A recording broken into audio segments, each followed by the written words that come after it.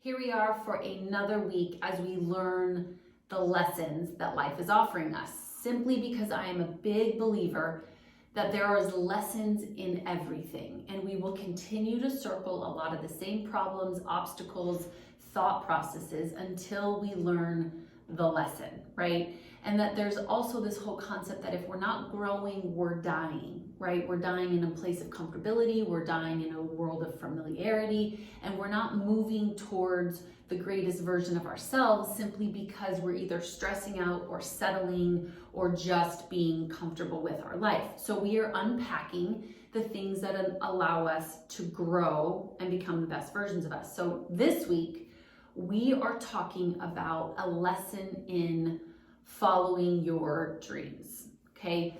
Now, this started because I got a text message from a girlfriend the other day, and she meant well, but I really wanted to spend time unpacking it because there was so much power in this concept, okay? So she sent me a text message with this beautiful mural that she had seen as she was walking down the street. It said, "Follow your dreams." And she sent it to me, and in her comment, she said, "Thinking about you." And of course, when I got it, I was like, "Oh, that's awesome. Appreciated that you were thinking of me." But my question was she thinking about her, right? Like, I'm so appreciative that when people see the word dream now, they automatically go, "Oh, Julia, great. Okay, I think that's awesome." However, I'm not as concerned that you're thinking about me when you see things like follow your dreams. I'm concerned, are you thinking about you? So I sent a text message back that said, "Awesome, thank you for thinking of me, but what about you? Are you following your dreams?" I didn't hear anything back. Like, literally didn't hear anything back from her, which said everything it needed to say. And that's why I wanted to spend some time today talking about following your dreams. Okay, now, if you understand the concept around everything I'm talking about when we're talking about dreaming, this is going to make a lot of sense. But for most people, we don't really understand the power behind dreaming, which is why we're not getting the most out of it. We all have these preconceived notions about what dreaming is, right? Like, some people would say, "Oh, it's something that I do while I'm sleeping." Other people would say, "Well, it's not responsible," right? Like, it's a pie in the sky approach to life. Some people say, "Well, I don't have enough time. I'm too busy just living my life. I don't have time to dream." Or others think, "Well, it's just a luxury," right? And so these thought processes and compartmentalizations around what dreaming is has actually impacted the manifestation of it in our lives, right? And so when we really look at this, we have to understand the true definition of the word dreaming so that when we start to say follow your dreams, you know what I'm talking about. So first and foremost, after all of the work that I have done and the years that I have been spent studying this and even writing this book, here's my definition of the word dreaming, okay? Dreaming is deep absorption of thought, right? It is a great and intense focus, deep absorption of thought in a completely different realm that brings about possibilities with the benefit of those around you. That's what dreaming is all about. It's about being able to get so focused and so tuned in to something so much deeper, and then the ability and the courage to bring it about in the world around you with the consideration of those people in your life, okay? Which means dreaming is actually the least selfish thing you could ever do, okay? It is not the most selfish thing you could do. It's the least selfish thing you could do, because when you're chasing your dreams and following your dreams, the world around you benefits, okay? So when now that we know that that's what it means to dream, now we have to unpack what it means to actually follow your dream, because there's a huge difference in having a dream versus following a dream, right? Now, when we look at the definition of follow, it means to come or go after. It means to move or travel behind. But here's what it also means: to engage in as a calling or way of life. Let me read that again. To engage in as a calling or a way of life. So if I were to put dreaming in the context of what it means to follow your dreams. By definition, what we're saying is it's to engage in your dreams as a calling or way of life. It's no longer about having a dream, it's about following a dream, right? Bill Johnson talks about this all the time, and I love it when he says that faith as a concept will always be offended by faith in action. Same is true with dreaming. Having a dream will always be offended by a dream in action. Do you get what I'm saying? Right? Like, your ability to follow your dreams will create such conviction in the place of people who just have a dream, because it's two totally different things. I can have a dream, all of us do, but does your dream have you? That's the bigger question, because if it has you, you will follow it. You will chase after it. You will engage in it as a way of life. This is a game changer, right? It means that now I'm not gonna wait until all the stars align. It means now I'm not gonna wait until I retire. It means that I'm not gonna wait until COVID goes away. I'm not gonna wait until all, things are perfect. It means that I have this thing on the inside of me that I want so bad that I'm gonna engage and go after it with my entire life. Right? Like, that is what it means to actually follow your dreams. But what happens is, I think we take these really nice sayings, chase your dreams, follow your dreams, live the life of your dreams, and we undermine the power of the words. We don't realize that when I'm following my dreams, it actually means that I am completely engaged and going after and committed to getting my butt to wherever my dream is. I am chasing it. It has me, right? Now, if you look in the Song of Solomon, this is one of my favorite verses. It's Song of Solomon's 5:2 in the Message. It says, I was sound asleep, but in my dreams, I was wide awake. Like, this is so profound, because this is what it means for your dreams to have you. This is what it means for your faith to have you, is that now you can't not do it. It's captivated you, and you are living in light of it, right? But this is going to take courage.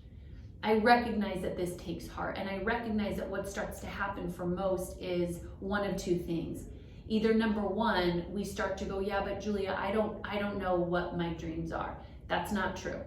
And shame on that thought process, because it's keeping you from identifying the actual answer. As long as we say, I don't know, means as long as we will never know, right? So not shame on you, shame on the thought process that has you, right? Because it just takes some time and some concentrated effort, right? Great and intense focus and a deep absorption of thought to bring that to light. The second thing that most of us do is, yeah, but you don't understand what's going on in the world around me. You don't understand what's happening in my life. You don't understand what's happening in my marriage. You don't understand. You're right.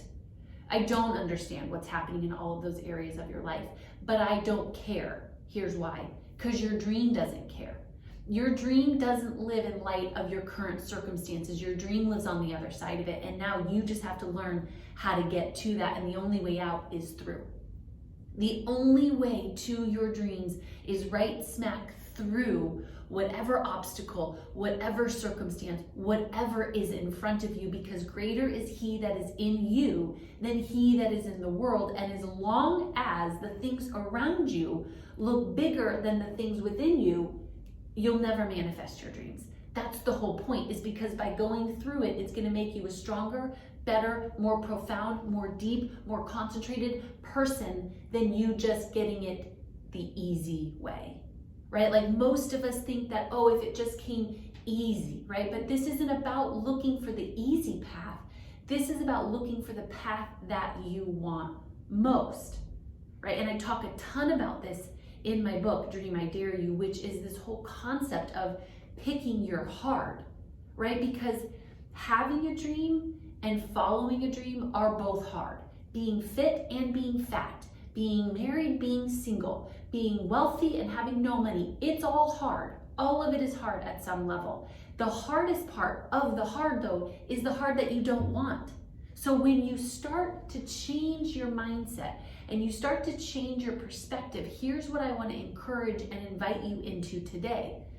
I want you to consciously pick the hard that you want most.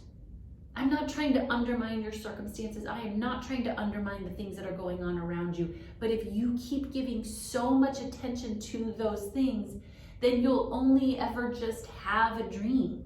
I don't want you just to have a dream. I want you to follow your dream. I don't want you just to feel good. I want you to be good. I don't want you to take the path of least resistance. I want you to pick the hard that's going to make you the best version of you, right? And so what this comes down to is pick your hard. It's hard to have a dream. It's hard to follow a dream. But if you can pick today the hard that you want most, given enough time and building enough momentum, you actually will start to manifest it in your life, right? This is how you kind of call your bluff, if you will, right? So this is a couple examples for Travis and I that we used in our life. I remember one, we had been talking about traveling the country in an RV for full time for like 10 years. I mean, we almost signed on the dotted line once. We did one trip that was just a quick 3 months, right? Like we talked about it and we talked about it and we talked about it. It was up on our vision board. I mean, it to the point that we almost were sick of talking about it. And I will never forget the day that we sat down and we looked at each other in the eyes and we said, look, we have two choices here. We either A, never talk about this again. Like I'm so done. I'm so sick of talking about it. Or B, we actually do something about it. Called our bluff. And guess what? We did something about it. It was too big of a dream. It was too real. We knew that we needed to do it. It had us. The second thing I'm going to ask you to do is, the second thing that give you an example of this is writing this book, right? I remember when I wanted to go write this book. I remember talking about it. I mean, since I was probably 15 years old, I've been talking about this sucker. And I remember looking at myself finally in the mirror one day and going, I'm either going to do this or I'm not. Like I'm either going to write this book or I'm going to stop thinking about it and stop talking about it because it's taking up too much space. And I'm either going to use that energy and do something with it, or I'm going to leave it and let it be. Obviously, I couldn't not. This is what I want you to do today. I want you to take the time and the space, and I want you to consider what dreams do you have? What dreams have you been thinking about? What dreams have you been talking about? What dreams have you put on the shelf, right? Or if you can't clarify those right away, but you know that they're in there, you just don't know them quickly when I ask that question, take some time to get clear on those, right? Once you identify what some of those are, I want you to call your bluff. I want you to honestly look at that list or that one or however many, and I want you to ask yourself, am I going to keep thinking about this and keep having it, or am I actually going to do something about it? Am I actually going to follow this thing? Right? Because when you start to follow it and build up the momentum, the next thing will lead you to the next, which will lead you to the next, right? And maybe you're thinking, well, how am I going to know the next step? You just will. Well, what if I don't know A to Z? You won't. Well, what if I have to ask for help? You're going to. Well, what if I fail? Yes. Yes, you are going to fail, but that doesn't mean you're a failure. All of the things, right? But as you move forward and you start to follow your dreams, you start to engage in as a calling, your life's purposes start to manifest. Because everything you've ever wanted and everything you're here on the planet to create are in your dreams, if those dreams will get out of you into the world around you. So today I am inviting you and encouraging you to no longer have a dream. I don't want you just to see the beautiful murals and say, ooh, follow your dreams or chase your dreams or live the dreams. I actually want you to do it and to know that it is going to be the most courageous, beautiful, most vulnerable, craziest thing you could ever do. But what's the alternative? Just to have a dream? Just to keep thinking about your dream? Just to ruminate on the idea all the time? No. that wouldn't be fair to you, nor would it be fair to the world around you. It is your responsibility. So get up today, identify what it is that you have, the dream that you have, and then shift. Shift into follow mode. Get after it and get your butt to where your dreams are waiting for you.